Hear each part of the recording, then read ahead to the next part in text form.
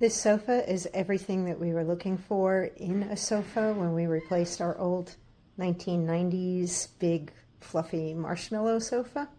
We wanted something that was firm but supportive and soft, which this definitely is. You get a lot of nice squish in the seat, but it still holds you up. I call it the opium couch because as soon as I lay down on it, I fall asleep within 5 minutes. I wanted something that had enough room underneath it for the RoboVac to go underneath and clean. I didn't want anything hanging on the ground to gather dust and attract cat fur because we've got cats. And I wanted something with a relatively slender arm profile, but I wanted it to be sturdy. And I like the line of this, that it's not as wide and boxy as some other sofas that you find in the same price range. I also wanted to have cushions that could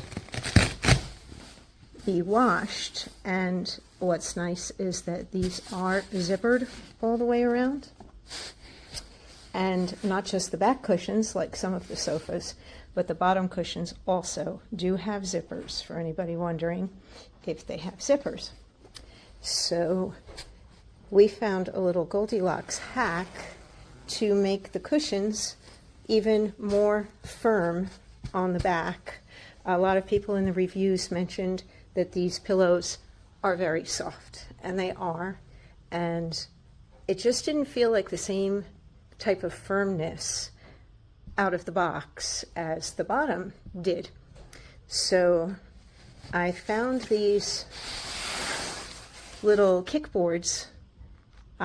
They're made of styrofoam, swimming kickboards, and I have 2 styrofoam kickboards in the back of every one of these cushions, and it provides a much firmer back, and you don't feel them or see them when you have the pillow in place. So if you're wanting to firm up the back cushion for when you sit on it and lean against it, and you don't want it to kind of sag or get too soft, you can get 2 of those little kids' kickboards, styrofoam kickboards, and put them into the pillows. So we love the fabric. It's nice and dense and thick. We like the tweedy, heathered look to it because it's got some lighter green and darker green and kind of it's either a very pale minty green or white in there. So depending on the lighting in the room, it will take on slightly different tones of green, anywhere from like a grass green to more of a teal. And it really depends upon the lighting and the time of day in here as to what color green you see. But anyway, very, very happy with this extremely sturdy sofa. It was easy to put together, took a little bit of time. I do recommend that you use a power tool to get those screws in, even though it does come with an Allen wrench. It was much easier and quicker using the screw gun. Definitely 5-star, worth every penny, and hopefully it will last a good long time. It's extremely solid and does not, bend or shake or move around when you sit on it. It feels nice and solid and stable, and looking forward to it lasting for a good long time. It is also long enough for anybody worrying about, oh, it's too small. No, this is not a small sofa. This is a 3-seater that can accommodate 3 people comfortably. The tallest person in the family is 5'9", and she is able to lay on it fully with room to spare at her head and at her feet. So there's plenty of room on this sofa. It is also one of the few that has a very deep seat. If you look around at comparable sofas on Amazon, you're going to find that most of them have a 21-inch depth seat, which is extremely small. And this is, I believe, 28 inches. So you can curl up and spoon with your partner on this very comfortably, or with your dog or cat, and have plenty of comfortable room. All right. All right, so we've been using the couch for about a month now. Well, what do I have to say about it? It is comfortable to sit on. The arms, however, on the side are not comfortable. They're super thin. There's no curve to them. You need to have like a decent sized pillow here to kind of prop you up.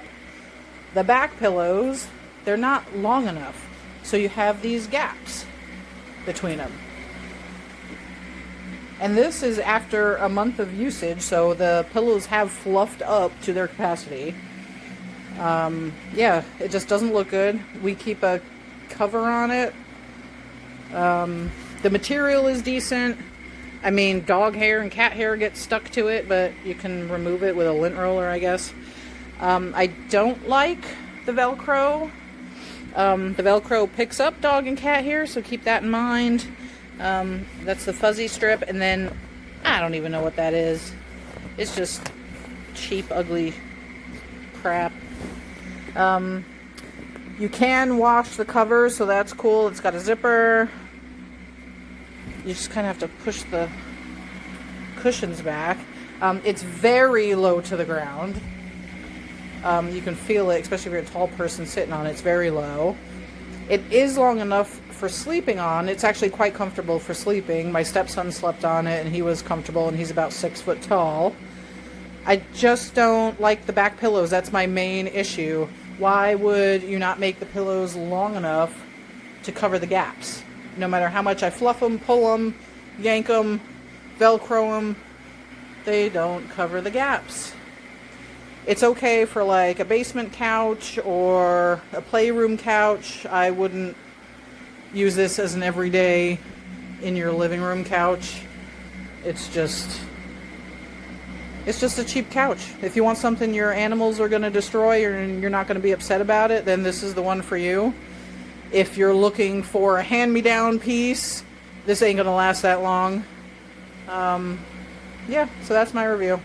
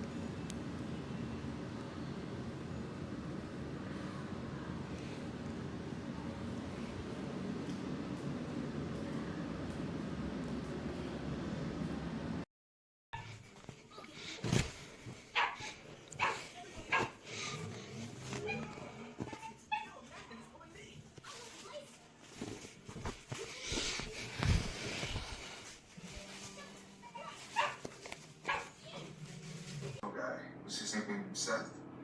Oh, yeah. He had a stumble of his own recently, and I need somebody who is on